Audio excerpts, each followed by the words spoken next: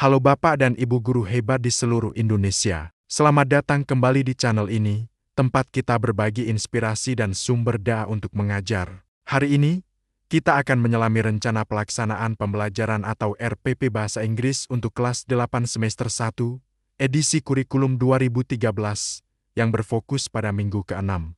Topik yang akan kita bahas tuntas adalah expressing obligation menggunakan must dan have to. Video ini akan memandu Anda langkah demi langkah, mulai dari persiapan hingga evaluasi, dengan durasi total 2 kali 40 menit. Tujuan kita jelas, di akhir pelajaran, siswa tidak hanya paham, tapi juga percaya diri menggunakan ekspresi kewajiban dalam percakapan sehari-hari. Mari kita mulai bedah RPP-nya. Pertama, mari kita lihat bagian identitas dan kompetensi. RPP ini dirancang untuk SMP atau MTS, kelas 8 semester pertama. Fokus kita adalah pada kompetensi dasar 3,8, yaitu menerapkan fungsi sosial dan struktur teks tentang keharusan, dan 4,8, yaitu menyusun teks interaksi untuk memberi dan meminta informasi terkait keharusan. Jadi, target kita adalah siswa bisa paham konsepnya dan juga bisa mempraktikkannya secara lisan maupun tulisan. Tujuan pembelajaran kita sangat spesifik.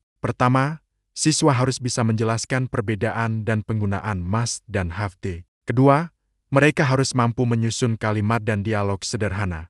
Ketiga, yang paling penting, mereka harus berani mempraktikkan percakapan tentang kewajiban mereka di rumah atau sekolah.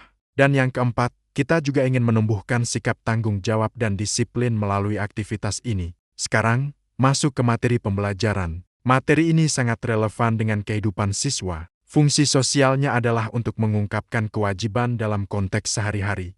Kita akan ajarkan struktur teksnya, mulai dari kalimat afirmatif seperti you must wear your uniform, kalimat negatif you must not be late, hingga kalimat tanya, do we have to clean the class today? Pola kalimat yang kita tekankan adalah subjek tambah must atau have to tambah verb 1.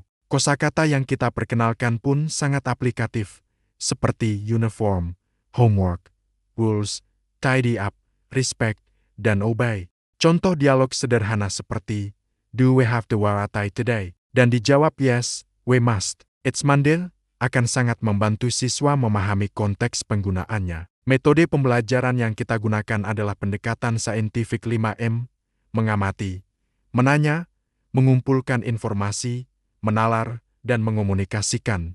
Metode ini akan kita terapkan melalui tanya jawab, diskusi kelompok, latihan menulis, dan pastinya role-playing yang seru. Mari kita breakdown langkah-langkah pembelajarannya. Kita mulai dengan kegiatan pendahuluan selama 10 menit. Awali kelas dengan salam, doa, dan cek kehadiran untuk menciptakan suasana yang kondusif. Lalu, lakukan apersepsi dengan pertanyaan pancingan yang menarik.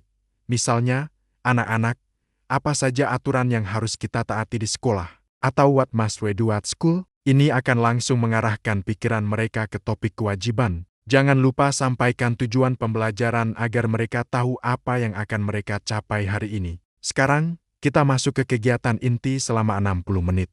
Tahap pertama adalah mengamati. Sajikan contoh-contoh kalimat yang menggunakan must dan have to melalui slide presentasi atau papan tulis. Misalnya, students must come on time dan you have to finish my homework before you play. Biarkan siswa mengamati pola dan perbedaannya. Di sini, Anda bisa memberikan penjelasan singkat.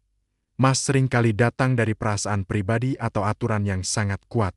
Sedangkan have to lebih sering karena aturan dari luar atau situasi tertentu. Selanjutnya, tahap menanya. Beri kesempatan siswa untuk bertanya. Mungkin mereka akan bertanya, Sir, kapan kita pakai must dan kapan pakai have to? Atau apa bedanya must not dengan don't have to? Ini adalah momen krusial untuk meluruskan pemahaman mereka. Jelaskan bahwa must not berarti larangan keras, sementara don't have to berarti tidak ada keharusan, alias boleh dilakukan boleh tidak. Tahap ketiga adalah mengumpulkan informasi. Ajak siswa untuk bekerja dalam kelompok kecil. Minta mereka membuat daftar kewajiban. Misalnya, satu kelompok membuat daftar obligations at school dan kelompok lain membuat obligations at home. Contohnya bisa seperti, we must respect our teachers atau we have to help my mother wash the dishes. Aktivitas ini membuat pembelajaran menjadi lebih personal dan relevan bagi mereka. Setelah mereka punya daftar, kita masuk ke tahap menalar. Di tahap ini, Siswa mulai menggunakan daftar yang mereka buat untuk menyusun kalimat-kalimat utuh atau dialog pendek. Bimbing mereka untuk memastikan struktur kalimatnya benar. Misalnya, dari poin tidy up the room, mereka bisa membuat kalimat I must tidy up my room every morning. Dari sini, mereka bisa kembangkan menjadi dialog sederhana. Tahap terakhir dari kegiatan inti adalah mengomunikasikan. Inilah saatnya mereka bersinar. Minta siswa untuk berpasangan dan mempraktikkan dialog yang sudah mereka susun. Ciptakan suasana yang mendukung agar mereka tidak takut salah. Berkelilinglah, dengarkan, dan berikan dorongan positif. Contoh percakapannya bisa seperti, "Do you have to help your parents on weekends?" Dijawab dengan yes, I do. I have to clean my own room. Terakhir, kita masuk ke kegiatan penutup selama 10 menit. Berikan umpan balik yang konstruktif terhadap penampilan siswa. Pujilah usaha mereka dan berikan koreksi yang lembut jika ada kesalahan. Lakukan refleksi bersama dengan pertanyaan seperti, "So, what must you do to be a good student?" Ini akan memperkuat pemahaman mereka. Sebagai penutup, berikan tugas rumah yang bermanfaat, misalnya menulis paragraf pendek berjudul My Obligations at Home and the School. Lalu, akhiri pelajaran dengan doa dan salam. Nah, begitulah rincian RPP untuk materi Expressing Obligation. Dengan pendekatan yang terstruktur dan aktif seperti ini, saya yakin siswa akan lebih mudah menguasai materi dan lebih percaya diri berbahasa Inggris. Terima kasih sudah menyimak sampai akhir. Semoga video ini bermanfaat untuk Bapak dan Ibu guru semua dalam merencanakan pembelajaran yang efektif dan menyenangkan. Jangan lupa untuk like, komen, dan subscribe agar tidak ketinggalan video-video inspiratif lainnya. Sampai jumpa di video selanjutnya.